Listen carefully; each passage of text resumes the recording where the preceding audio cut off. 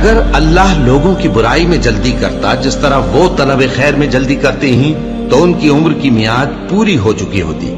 سو جن لوگوں کو ہم سے ملنے کی توقع نہیں انہیں ہم چھوڑے رکھتے ہیں کہ اپنی سرکشی میں بہکتے رہیں، اور جب انسان کو تکلیف پہنچتی ہے تو لیٹا اور بیٹھا اور کھڑا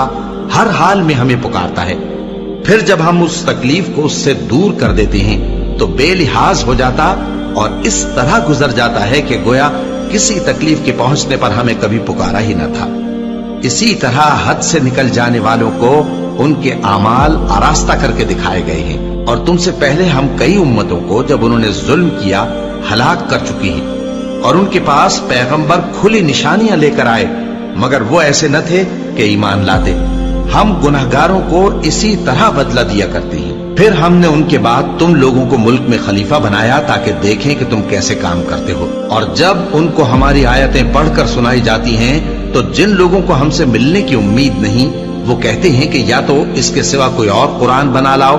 یا اس کو بدل دو۔ کہہ دو کہ مجھ کو اختیار نہیں ہے کہ اسے اپنی طرف سے بدل دوں،